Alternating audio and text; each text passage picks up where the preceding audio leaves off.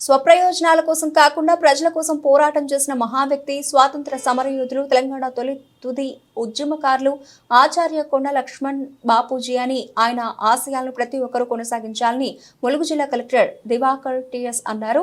జిల్లా కేంద్రంలోని సంక్షేమ భవనంలో జిల్లా వెనుకబడిన తరగతుల అభివృద్ధి శాఖ ఆధ్వర్యంలో కొండ లక్ష్మణ్ బాపూజీ 109వ జయంతి వేడుకలు నిర్వహించారు. కార్యక్రమాన్ని జిల్లా కలెక్టర్ దివాకర్ టిఎస్ జ్యోతి ప్రజ్వలన చేసి లక్ష్మణ్ బాపూజీ చిత్రపటానికి పూలమాలలు వేసి ఘనంగా నివాళులర్పించారు. ఈ సందర్భంగా కలెక్టర్ మాట్లాడుతూ బ్రిటిష్ కాలంలో ఎన్ని శిక్షలు వేసినా భయపడకుండా పోరాటంలో ముందుకు సాగారని, విద్యార్థి దశలోనే అనేక కష్టాలు వచ్చినప్పటికీ పోరాట ప్రతిభను తగ్గించలేదని అన్నారు. తెలంగాణ ఏర్పాటు కోసం మంత్రి పదవిని త్యాగం చేసిన గొప్ప నాయకుడని కొనియాడారు. గొప్ప నాయకులను ఆదర్శంగా తీసుకుని వారిని స్మరించుకుంటూ వారి ఆశయాలతో ముందుకు కొనసాగాలని కలెక్టర్ అన్నారు.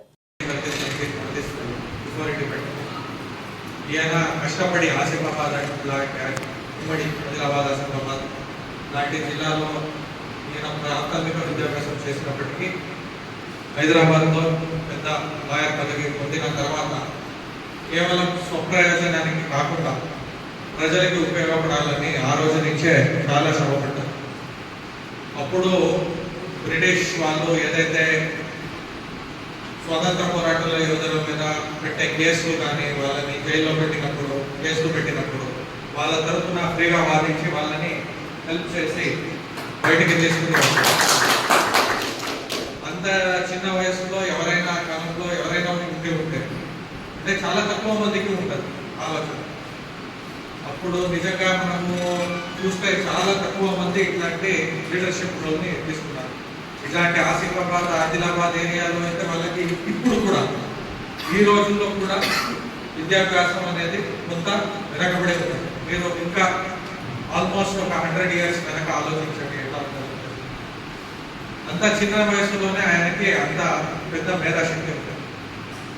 దాన్ని ఒక మంచి రూపంలో స్వాతంత్రం వచ్చిన తర్వాత కూడా అడ్మినిస్ట్రేషన్ లోపల ఉండి ప్రజలకి ఎలా సేవ చేయవచ్చు అనేదాన్ని వాళ్ళు చాలా చక్కగా చూపించారు. ఆయనకి చాలా మారల్ వాల్యూస్ చాలా ఎక్కువ, నైతికత. అంటే అధికారానికి ఆశపడి ఎప్పుడు ఆయన పని చేయాలి. ఒకప్పుడు ప్రజలకు ఇబ్బంది అవుతుంది, తాను నమ్ముకున్న సిద్ధాంతానికి ఇబ్బంది అవుతుంది అంటే మంత్రి పదవి కూడా వద్దు, నాకు ముఖ్యమంత్రి పదవి కూడా వద్దు అని అనుకున్న మహాచేతన మన వాళ్ళ జీవితంలో మేము నేర్చుకునేది చాలా ఉంటుంది.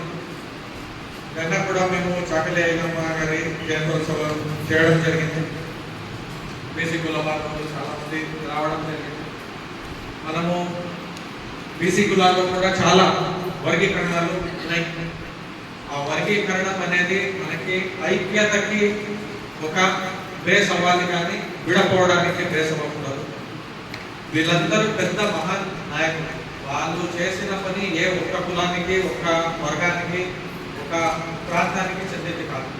చాలా మందికి వాళ్ళు ఆదర్శప్రాయంగా సేవలు చేశారు. కాబట్టి వాళ్ళ సేవలు జీవనం అందరికీ వర్తిస్తుంది. వాళ్ళు మేమందరూ స్మరించుకోవాల్సిన బాధ్యత ఎంతో ఉంది.